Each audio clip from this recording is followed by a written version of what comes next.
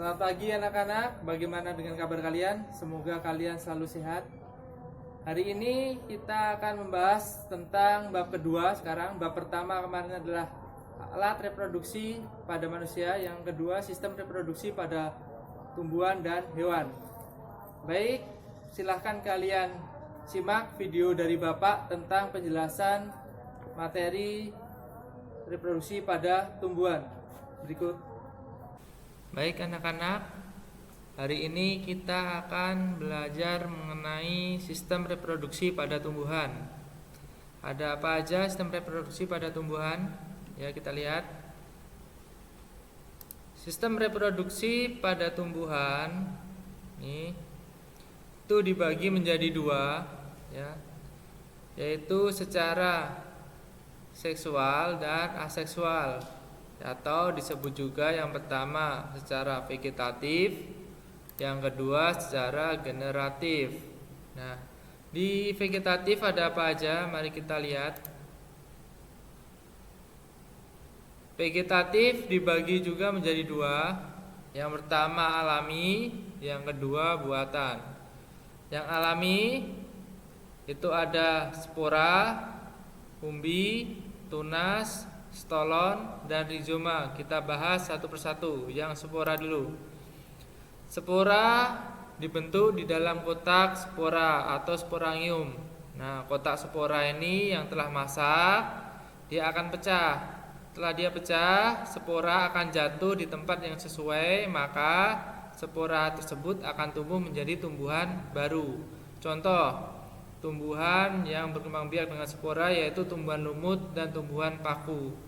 Ini tumbuhan lumut, reproduksi tumbuhan lumut atau metagenesis, ya, metagenesis itu ini gambarnya. Sedangkan ini adalah bagannya, di mana spora dia nanti akan membentuk menjadi protonema, dia akan menjadi tumbuhan lumut yang disebut dia gametofit, membentuk gamet. Di mana gametofit nanti dia akan membentuk yang namanya antheridium dan archegonium.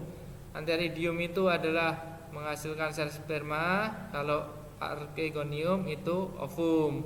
Ini seperti yang pada manusia kemarin.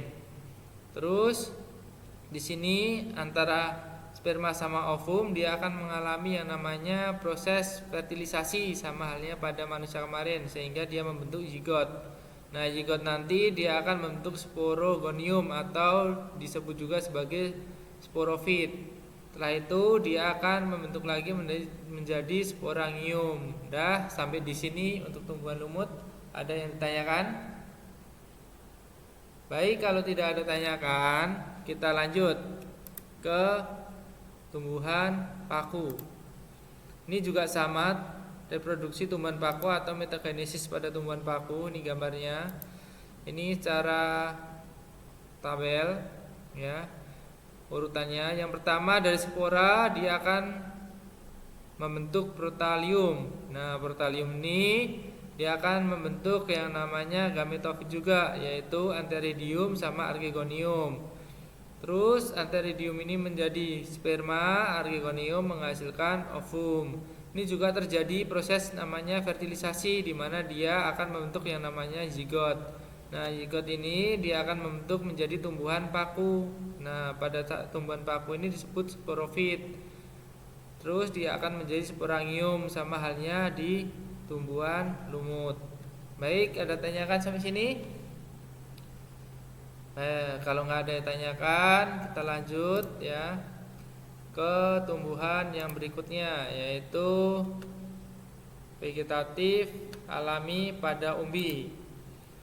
Nih, apa itu umbi?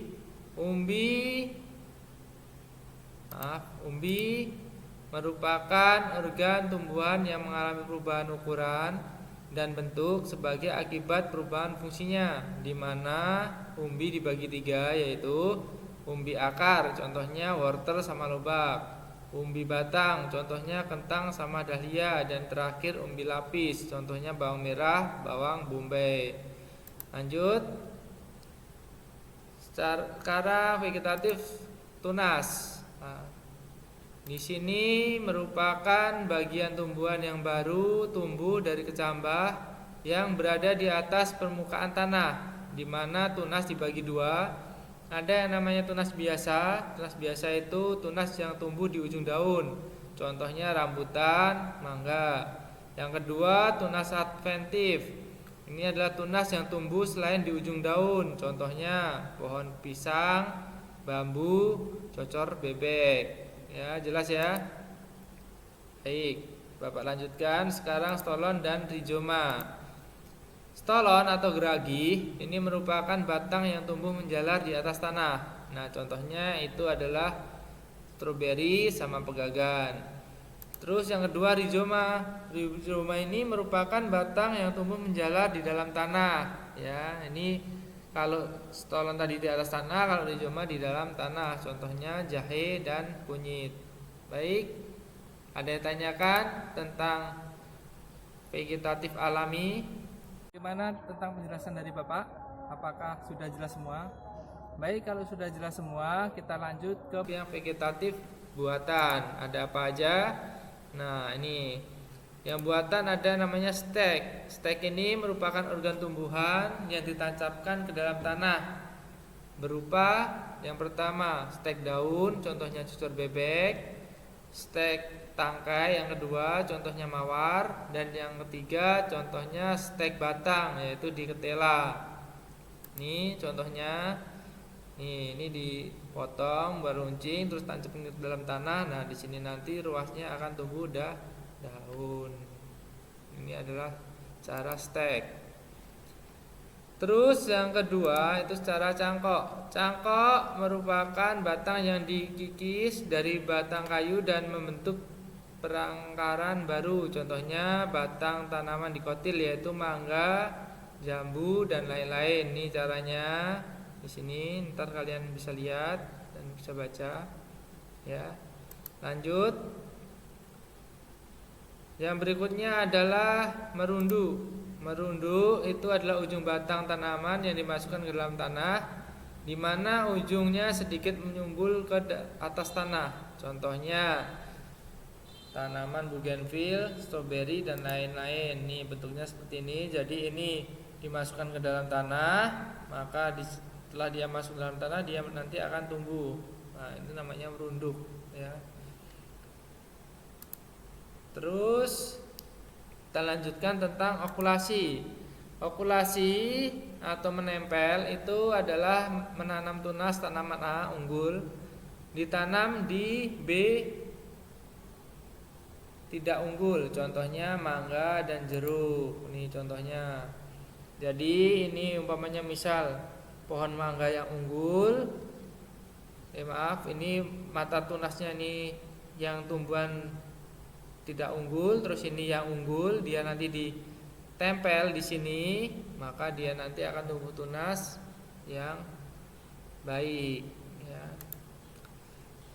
Terus kita lanjutkan ke mengenten terakhir, mengenten atau menyambung, di mana menanam batang yang unggul tanaman A dengan batang unggul tanaman B untuk mendapatkan varietas yang lebih baik. Contohnya jeruk, jambu dan durian. Nih caranya. Jadi dia menyambung ya, dipotong terus sambung nih. Baik, ada tanyakan sampai sini? Sekian materi dari Bapak untuk hari ini. Tetap selalu jaga kesehatan, tetap semangat dalam belajar. Sekian, terima kasih.